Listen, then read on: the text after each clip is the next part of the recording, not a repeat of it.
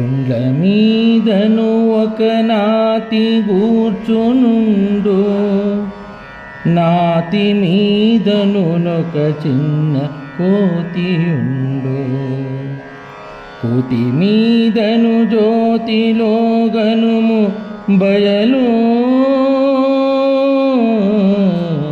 కల్పనాతీత యోగాత్మ కేవలాత్మ. గుండ్ల మీదను ఒక నాతి కూర్చునుండు, నాతి మీదను ఒక చిన్న కోతియుండు. కోతి మీదను జ్యోతిలో గనుము బయలు, కల్పనాతీత యోగాత్మ కేవలాత్మ. జై నిజగురుభ్యో నమః. శ్రీ బాలరామ పండితుల వారి కేవలాత్మ శతకం 30వ పద్యం. గురుమూర్తి యొక్క స్థానాన్ని, ఎక్కడ గురుమూర్తి పరిడవిల్లుతూ ఉన్నారు అనేటువంటి విషయాన్ని చక్కగా చూపులకు అందగరానటువంటి చూపులో చూపు కానటువంటి చూపులో చూపై చూపులకు అందక ఉన్నారు గురుమూర్తి అని తెలియజేసి, దీనిలో అంతకుమునుపు పూర్వాచార్యులు ఏదైతే తెలియజేస్తూ ఉన్నారో దానినే కొనసాగిస్తూ ఉన్నారు బాలరామ పండితుల వారు. నాయన, గుండ్ల మీదను ఒక నాతి కూర్చునుండు.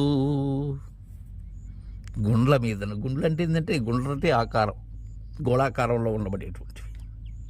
ఈ అండపిండ బ్రహ్మాండంబులే గుండ్లు.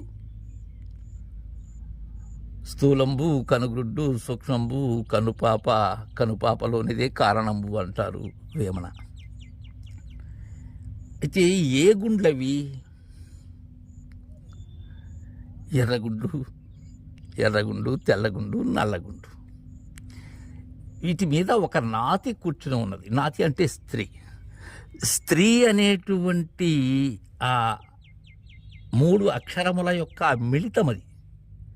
అంటే సకారము, తకారము, రకారము, సత్వము, రజస్సు, తము,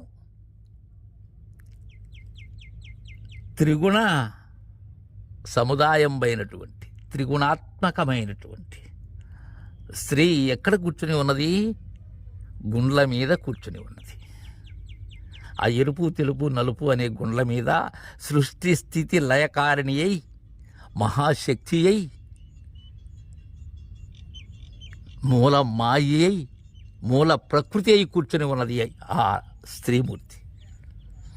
ఆ నాతి అది, అది నాతి. అది నాతి మీదను ఒక చిన్న కోతియుండు. ఆ త్రిగుణాత్మికమైనటువంటి దాని మీద ఏమున్నది? ఒక కోతి ఉన్నది. ఎందుకు అది కోతి? అది సర్వసాక్షి అయినటువంటి కోతి. అది చలనములతో ఉన్న కోతి. అది కోతి చేస్తే ఎలా ఉంటుంది? అది ఒక్క దగ్గర ఉండదు. అది ఈ కొమ్మకి, ఆ కొమ్మకి, ఆ కొమ్మకి, ఈ కొమ్మకి మారుతూ ఉంటుంది. అంటే దాని గుణం సర్వాన్ని కూడా ఒక్కొక్క శరీరంలో లేక ఒక్కొక్క అవస్థలో ఒక్కొక్క విధంగా ఉన్నది ఆ కోతి. ఆ కోతి లక్షణము దాన్ని. అయితే కోతి మీదను జ్యోతిలో గనుము బయలు. కోతి మీద, నాతి మీద కోతి, కోతి మీద జ్యోతి. ఈ కోతి మీదనే ఉన్నది జ్యోతి స్వరూపం, వెలుగొందుతూ ఉన్నది. ఇందాక గత పద్యంలో మనం అనుకున్నాం చూపు లోపల గురుమూర్తి అని. అలానే కోతి మీదను జ్యోతిలో, జ్యోతి సర్వాన్ని ప్రకాశింపచేస్తూ ఉన్నది. అయితే సర్వాన్ని ప్రకాశింపచేసేటువంటి దానిలో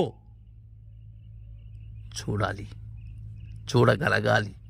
ఆ చూపు గురువు ప్రసాదించాలి. గనుము అక్కడ చూసినట్లయితే బయలు శూన్యం, ఏమీ లేదు అక్కడ. అప్పటి వరకు కోతి నాతి దాని మీద ఉన్న జ్యోతిలో సమస్తము ఉన్నది, సమస్తము గుర్తెరిగేటువంటి శరీరము ఉన్నది అక్కడ. మూలమాయ లేక ఎరుక, అది 3 తరంగులుగా ఉన్నది. శుద్ధ ఎరుకగా ఉన్నది, మిశ్రమ ఎరుకగా ఉన్నది, మలిన ఎరుకగా ఉన్నది. అయితే జ్యోతిలో దర్శించినట్లయితే, జ్యోతిని కాదు సుమా, జ్యోతి లోపల దర్శించినట్లయితే బయలు ఉన్నదేంటి? శూన్యం. అది సర్వశూన్యం కావాలి. సర్వశూన్యమైనప్పుడు అదే బట్ట బయలు కావాలి. బయలు కాదు, బట్ట బయలు కావాలి. దీనినే పెద్దలు లో బయలు అన్నారు. కల్పనాతీత యోగాత్మ కేవలాత్మ. జై గురుదేవా.